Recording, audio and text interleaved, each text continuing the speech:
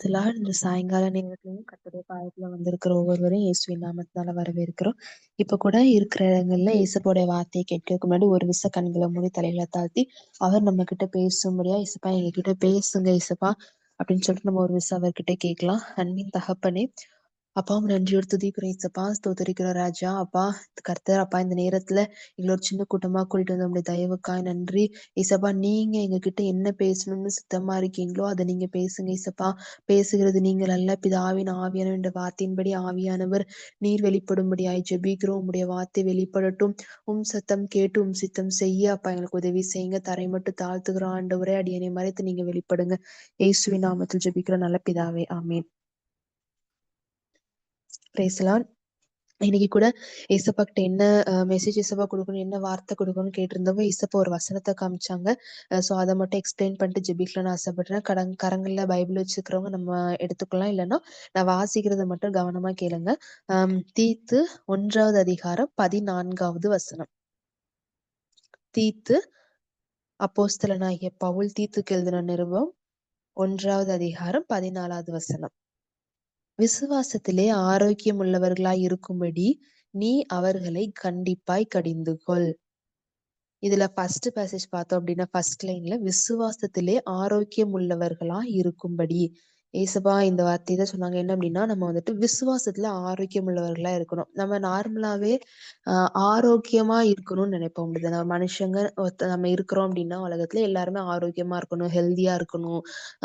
மாம்ச பிரகாரமா பார்த்தா ஃபீவர் வரக்கூடாது, கோல்டு வரக்கூடாது, தலைவலி, இப்பெல்லாம் சிக்னஸ் எதுவுமே வராம நம்ம எப்பவுமே ஆரோக்கியம் உள்ளவர்களா இருக்கணும்னு சொல்லிட்டு ஆசைப்படுவோம். ஏசப்பா அதே மாதிரி எதை ஆசைப்படுறாங்க அப்படின்னா, ஆவிக்குரிய வாழ்க்கையில ஒரு ஆவிக்குரிய உள்ளான மனிதனுக்குள்ள ஒரு ஆரோக்கியம் நம்ம வேணும் அப்படின்னு சொல்லிட்டு ஏசப்பா ஆசைப்படுறாங்க. இப்போ ஒரு அப்பா அம்மா இருக்காங்க அப்படின்னா அவங்களுடைய ஆசை என்னவா இருக்கும் அப்படின்னா, அவங்களுடைய ஹெல்த்தை விட அவங்க பிள்ளைகளுடைய ஹெல்த்ல அதிக கேர் உள்ளவங்களா இருப்பாங்க.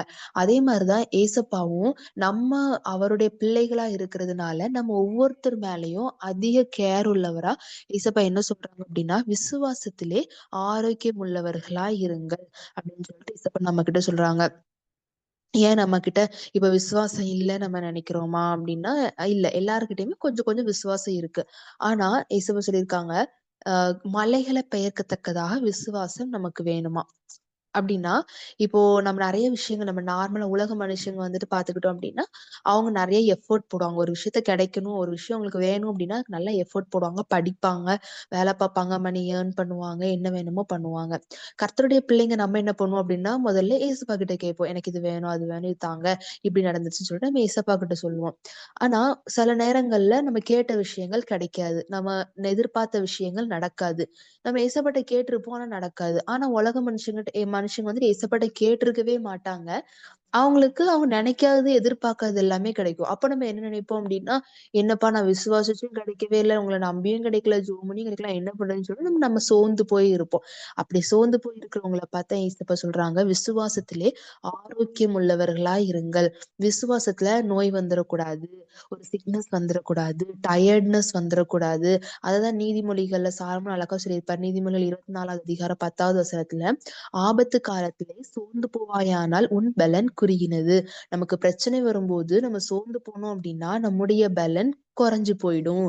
இப்போ ஃபீவர் வருதுன்னு வச்சுக்கோங்களேன், ஒரு மஞ்சக்காமாலை வருது அப்படின்னா, ஏதோ ஒரு ஃபீவர், என்னமோ ஒரு சிக்னஸ் நமக்குள்ள வருதுன்னா நம்ம உடம்புல ஒரு நோய் எதிர்ப்பு சக்தி வேணும். அந்த நோய் எதிர்ப்பு சக்தி இல்லை அப்படின்னா அந்த டிசீஸ், அந்த வைரஸ் நம்மளுடைய பாடியை அஃபெக்ட் பண்ணி நம்மளுடைய லங்ஸ் அப்படின்னு சொல்லிட்டு ஒவ்வொரு ஆர்கன்ஸையும் அஃபெக்ட் பண்ண ஆரம்பிச்சிடும். அதே மாதிரிதான் நம்முடைய ஆவிக்குரிய வாழ்க்கைக்கு ரொம்ப ரொம்ப முக்கியமான ஒரு விஷயம் நோய் எதிர்ப்பு சக்தியா இருக்கிறது இந்த விசுவாசம். அந்த விசுவாசம் இருந்தா மட்டும்தான் நம்மளால ஆரோக்கியமா இருக்க முடியும், அவருடைய சித்தத்தை செய்ய முடியும், அவர் மேல விசுவாசமா இருக்க முடியும். எத்தனை பிரச்சனை வந்தாலும், ஆபத்து காலம் வந்தாலும் நம்ம சோர்ந்து போகாம அவருக்குள்ள பலன் கொண்டு எல்லாவற்றையும் நம்ம ஜெயிக்கிறவங்களா இருக்க முடியும். ஏசப்பா நம்ம இந்த நாள்ல ஒவ்வொருவரும் அப்படிப்பட்டவங்களா இருக்கணும்னு சொல்லிட்டு விரும்புறாங்க. சோர்ந்து போனவர்களாய் அல்ல, விசுவாசத்துல குறைந்து போனவர்களாய் அல்ல, விசுவாசத்துல பலன் கொண்டு பிசாசை ஜெயிக்கிறவங்களா, உலகத்தின் பாடுகள் போராட்டங்களை மேற்கொள்ளுகிறவங்களா நம்ம ஒவ்வொருவரும் காணப்படணும். ஆவிக்குரிய உள்ளான மனிதனுக்குள்ள ஒரு ஆரோக்கியம் வேணும். அந்த ஆரோக்கியத்துக்கு நம்ம ஒவ்வொருத்தருக்குள்ளயும் யாராலையும் அசைக்க முடியாத விசுவாசம் வேணும். அந்த விசுவாசம் எப்ப வரும் அப்படின்னா நம்ம விசுவாசிக்கிறவர் இன்னார் என்பதை நம்ம அறிந்திருக்கும் பொழுது, நீ விசுவாசிக்கிறவங்க யாரு, நான் விசுவாசிக்கிறவங்க யாரு, நம்ம எல்லாரும் விசுவாசிக்கிறோம், யார விசுவாசிக்கிறோம், எனக்கு அவன் கேட்ட உடனே வாங்கி கொடுக்குற அம்மா அப்பாவை விசுவாசிக்கிறோமா, ஹஸ்பண்டை விசுவாசிக்கிறோமா, இல்லைன்னா பிரதர் சிஸ்டர்ஸ விசுவாசிக்கிறோமா, இல்லைன்னா சம் ஃப்ரெண்ட்ஸை நம்ம விசுவாசிக்கிறோமா, அவங்கள நம்பிக்கிட்டு இருக்கோமா, இல்லைன்னா இது எல்லாத்துக்கும் மேல ஏசப்பாவை நம்பிக்கிட்டு இருக்கோமா, யார நம்பிக்கிட்டு இருக்கோம். நமக்கு ஒரு பிரச்சனை வருதுன்னா முதல்ல நம்ம யார நினைக்கிறோம். இப்ப நமக்கு வந்துட்டு ஒரு மணி ப்ராப்ளம் வருதுன்னா சில பேர் வந்துட்டு டக்குன்னு நான் எங்க அம்மாட்ட கேட்கறேன், எங்க அப்பாட்ட கேட்கறேன், இல்லை என் தங்கச்சிட்ட கேட்கறேன், டக்குன்னு இப்படி யோசிப்போம். ஆனா அந்த டைம்ல நம்ம ஃபர்ஸ்ட் நம்ம யார யோசிக்கிறோம், அவங்க உலக பிரகாரமா இருக்கிற மனிதர்களை யோசிக்கிறோமா, கர்த்தரை யோசிக்கிறோமா. நம்முடைய விசுவாசம் ஆரோக்கியம் உள்ளதா இருந்துச்சு அப்படின்னா முதல்ல நம்மளுடைய இருதயம் யாரை யோசிக்கிறோம், நம்முடைய சிந்தை யாரை தேடும் அப்படின்னா ஏசப்பாவை தேடும். அப்படிப்பட்ட விசுவாசம் நம்ம ஒவ்வொருவருக்குள்ளேயும் வேணும் அப்படின்னு சொல்லிட்டுதான் ஏசப்பா விரும்புறாங்க. பைபிள்ல பழைய ஏற்பாட்டு காலத்துல ஒரு மனுஷர் இருந்தாரு. நியாயாதிபதிகள்ல பாத்துக்கிட்டோம் அப்படின்னா நமக்கு எல்லாருக்குமே நல்லா தெரிஞ்ச ஒரு மனுஷன் தான். நியாயாதிபதிகள் 6வது அதிகாரத்துல கிதியோன் அப்படிங்கிற ஒரு மனுஷன் இருப்பாரு. இவர் இருக்கிற காலத்துல மீதியானியர்கள் இஸ்ரவேல் ஜனங்களை ஒடுக்கிக்கிட்டு இருந்தாங்க. இஸ்ரவேல் ஜனங்கள் எவ்வளவுதான் பாடுபட்டு பிரயாசப்பட்டு அவங்களுக்கு கீழே வேலை செஞ்சு அவங்க தானியத்தை சேமிச்சு வச்சு அவங்களுக்கு தெரியாம எவ்வளவு காரியங்கள் செஞ்சாலும் கரெக்டா வயல் விளைஞ்சு அறுப்புக்கு வருகிற கைக்கு பலன் கொடுக்க போற நேரத்துல எல்லாத்தையும் இவங்க பறிச்சுட்டு போயிருவாங்க, எல்லாத்தையும் அழிச்சிட்டு போயிருவாங்க. இப்படிப்பட்ட மீதியானியர்கள் காலத்துல கர்த்தருக்கு பயந்து நடந்த ஒரு மனிதன் தான் யாரு அப்படின்னா கிதியோன். அவன் கர்த்தருக்கு மட்டும் இல்ல மீதியானியர்களுக்கும் ரொம்ப பயந்து இருந்தான். நம்மளும் சொல்லுவோம், நான் ஏசப்பா பிள்ளை யாருக்கும் பயப்பட மாட்டேன், அவர் பிள்ளை அவருக்கு மட்டும் தான் பயந்து நடப்பேன்னு சொல்லுவோம். ஆனா இப்ப இருட்டுக்குள்ள போகணும் அப்படின்னா நமக்குள்ள தானாவே பயம் வந்துரும். ஐயோ இந்த இடத்துல பேய் இருக்குமோ, இருட்டா இருக்குது, பூச்சி இருக்குமோ, பாம்பு இருக்கும்னு சொல்லிட்டு பயம் வந்துரும். என்கிட்ட ஏசப்பா இருக்காங்க, நம்ம ஒரு தைரியமா ஒரு இடத்துக்குள்ள போகணும் அப்படின்னா அந்த சிச்சுவேஷன்ல நமக்கு அது பயமா தான் இருக்கும், முடியாத ஒரு விஷயமா இருக்கும். அப்ப நம்ம என்ன நினைப்போம் அப்படின்னா வாய் பேஜுக்கு தான் சொல்ல முடியும், ஆனா இது எக்ஸாக்ட் சுச்சுவேஷனுக்குள்ள போகும்போதுதான் தெரியும் பிரச்சனை அப்படின்னு சொல்லிட்டு நம்ம நினைப்போம். அந்த மாதிரிதான் கிதியோனும் இருக்காரு.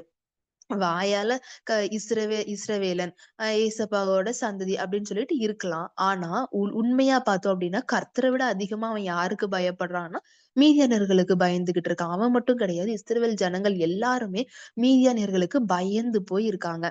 அந்த டைம்ல தான் கர்த்தருடைய தூதன் என்ன பண்றாரு அப்படின்னா அபியேஸ்ரியனான யோவாசின் குமாரனாகிய ஒப்ராவில் இருக்கும் ஒரு கர்வாரி மரத்தில் அந்த கர்வாலி மரத்துக்கிட்ட இருந்த கிதியோன் போய் பார்த்து பேசுறாங்க.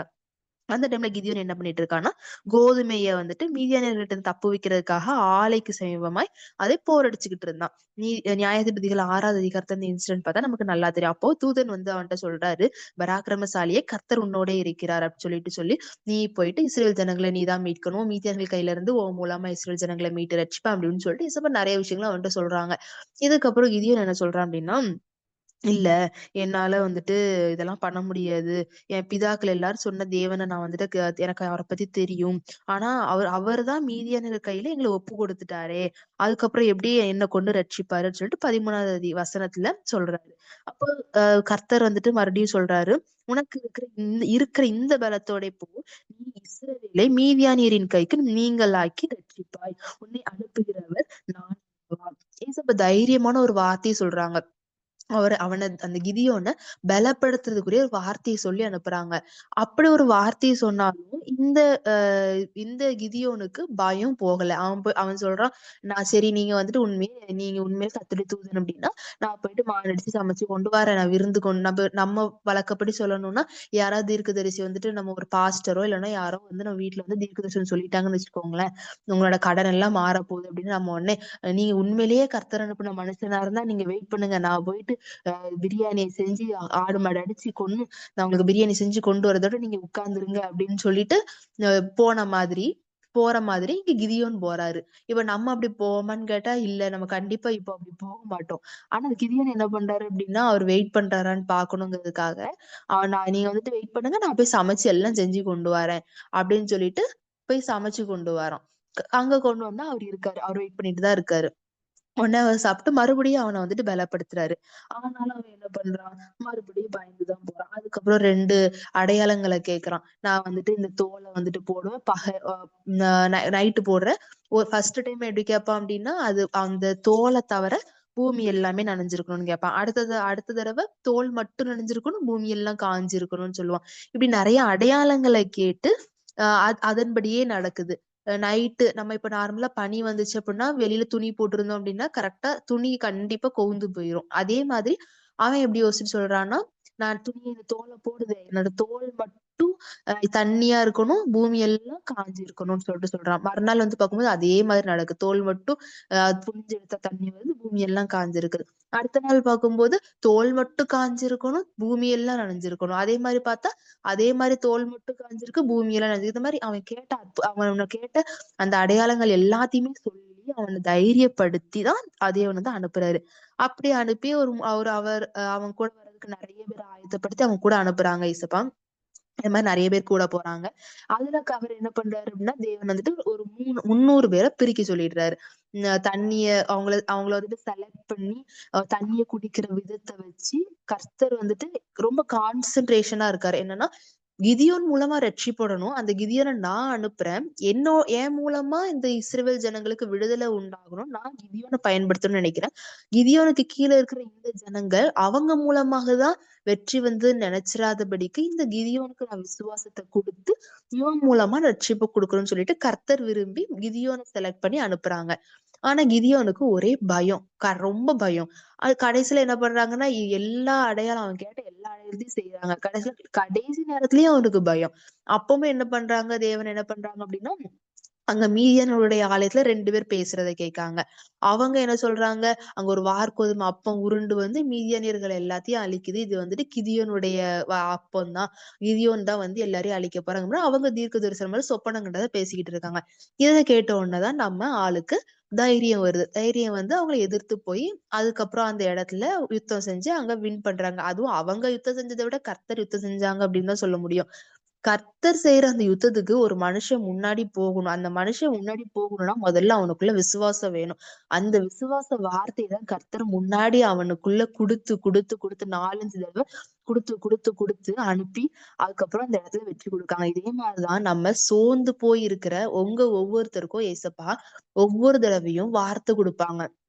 ஜெபிக்க முடியாத பொழுது, பைபிள் வாசிக்க முடியாதப்போ, சோர்ந்து போயிருக்கிறப்போ, பலவீனத்தின் நேரத்துல என்ன பண்றாங்க இசப்பா, அவருடைய வார்த்தையை கொடுத்து, என்ன விசுவாசி, நான் உன் கூடவே இருக்கேன், நான் உன்னை விட்டு விலகுவதும் இல்லை, உன்னை கைவிடுவதும் இல்லை, நான் உன் கூடயே இருக்கேன், நானே உன் தேவனாகிய கர்த்தர், இஸ்ரவேலை ஆசீர்வதிப்பதே கர்த்தருக்கு பிரியம், நீ எனக்கு பிரியமானவன், நான் உனக்காக எல்லாவற்றையும் செஞ்சு முடிப்பேன் அப்படின்னு சொல்லிட்டு ஏசப்பா நம்ம ஒவ்வொருத்தருக்கும் ஒவ்வொரு அவருடைய வார்த்தையை கொடுத்து கொடுத்து தீர்க்க தரிசன வார்த்தையை கொடுத்து கொடுத்து கொடுத்து பலன் கொடுத்துக்கிட்டே இருக்காங்க.